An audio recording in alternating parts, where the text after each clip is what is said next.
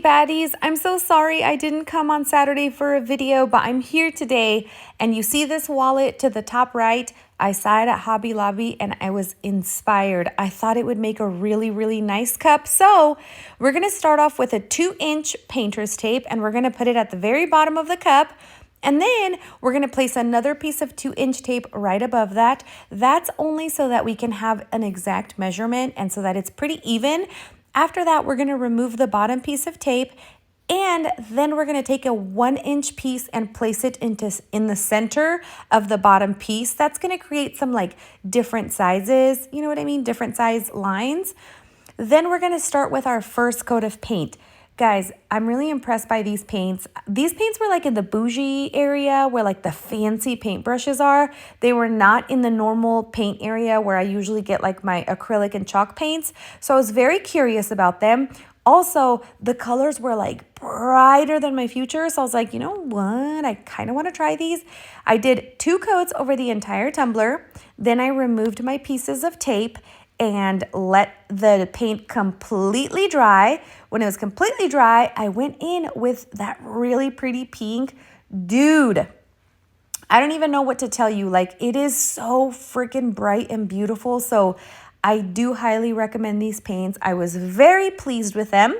You do need to use like a soft bristle brush to get like a nice and smooth coat of paint over your tumbler. But look at that pink. It's like so freaking bright. Oh my gosh, I love it. Then I used yellow for my other color. I kind of wanted this to be like super bright colors, different colors. I didn't want it to be too matchy-matchy. Originally, I wanted to kind of match it to the color of the wallet, but nah, I'm a neon girl. What you see me doing here is taking white chalk paint and placing my leopard spots. Now, the reason I'm laying a white base is because if I were to place that neon pink paint directly over that like really pretty teal, it would turn into like a purple-ish, and we don't want that. We want to have a really nice base so that our colors maintain the integrity of their, you know, true brightness, and that's so they're super like pop, poppity pop, pop, pop. Ooh, like popcorn. Ooh, popcorn sounds so good. Man, I can't even talk about food because I automatically want it. Okay, anyway, this dried pretty fast because it is chalk paint. I also do want to apologize, you guys, because I just realized that I filmed most of this video in time lapses and it's hard to explain what I'm doing when it's moving that fast. Please forgive me. I promise to make it up to you with a dope video on Wednesday. But what I'm doing here is just going over those white spots with different color paints. Now, I realized that the green I got was kind of like a weird green and not a bright neon fuchsia green. So I took 2 FX paints that I bought at Hobby Lobby and used the orange and the green instead. Then when they were dry, I took a thin brush and I took black acrylic paint and just kind of did like little swiggly lines around, like swiggly little, you know, leopard spots around my colors.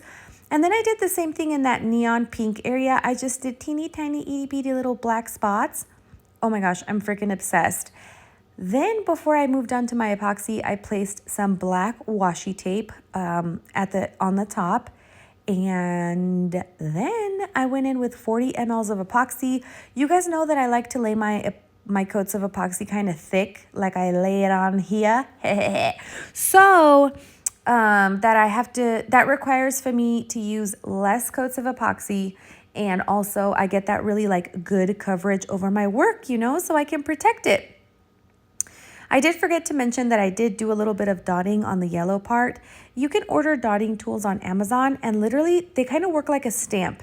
You just dip it in the paint and stamp it straight on. If you guys want a more in-depth tutorial on dotting, I do have one. Please check it out because it's a really good one. Anyway, I'm gonna let that spin for 24 hours and then I'm gonna go ahead and get my decal ready. I did 90's baddie because I thought it would be so cute. The 90's is my favorite time, even though I was younger.